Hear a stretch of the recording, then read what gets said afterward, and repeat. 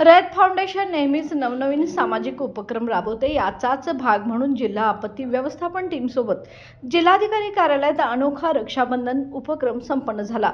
या प्रसंगी जिल्हा आपत्ती व्यवस्थापन अधिकारी डॉक्टर प्रसाद संकपाळ यांनी उपस्थित महिलांना सक्षमीकरण, स्वजागरूकता व रोजगार यावर मार्गदर्शन केले। तसेच उपक्रमाचे कौतुक करत भविष्यात सहकार्य राहील असे आश्वासन दिले।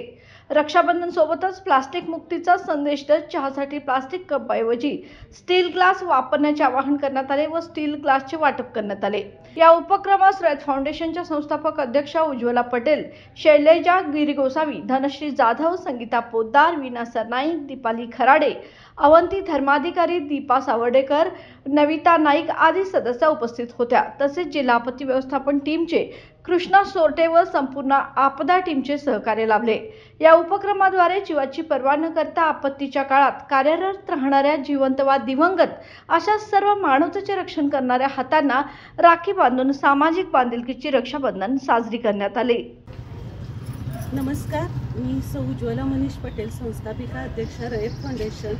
तर एक वेगळी संकल्पना रक्षाबंधन। तर आज आपण रक्षाबंधनसाठी जिल्हाधिकारी कार्यालय येथे जिल्हा आपत्ती व्यवस्थापन, तर आज आपल्यासोबत जिल्हा आपत्ती व्यवस्थापनाची संपूर्ण टीम आहे।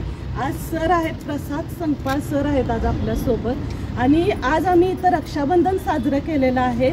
आपल्या मुली जी आपण कोल्हापूरच्या रणरागिणी म्हणतो त्या तर कशात कमी नसतातच। आणि आज इथं येऊन पुन्हा एकदा इतकं मनाला एक समाधान मिळालं की खरी रक्षाबंधन आहे ती ही रक्षा करतात। की आपण एखादं म्हणतो ना, मृतदेह पाण्यातून बाहेर काढणे असो धाडसानं, किंवा त्यांच्या संपूर्ण कुटुंबाला जो आधार देणं असतं, ती म्हणजे खरी रक्षाबंधन। आणि खरंच आज एक वेगळंच समाधान झालेलं आहे। इथं आम्ही प्रत्येकांना इथं राखी बांधलेली आहे, आपल्या सगळ्या रयत फाउंडेशनच्या सदस्य आहेत। आणि ही रक्षाबंधन कायम आमच्या आठवणीत राहणार आहे। कारण ही जी टीम आहे तर ती स्वतःपुरती काही कार्य करत नाही, तर ती जनसेवा म्हणजे सामाजिक बांधिलकी जे जपणं असतं, सामाजिक बांधिलकी आणि सामाजिक रक्षाबंधन आज यांच्या रूपानं आज इथं आम्हाला करायला मिळालेलं आहे।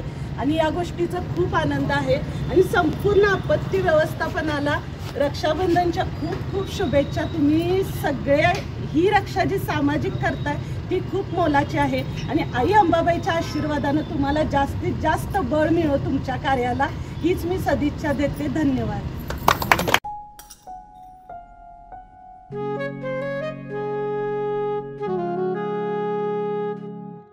बाबा, आज येताना बासुंदी घेऊन या ना। अगं, कालच आपण आईचा वाढदिवस होता म्हणून आणली होती ना। ऐकलं, गोकुळची बासुंदी पुन्हा खावीशी वाटतेय। खरं सांगू, मलाही खावीशी वाटतेय। पुन्हा पुन्हा खावीशी वाटणारी गोकुळ बासुंदी।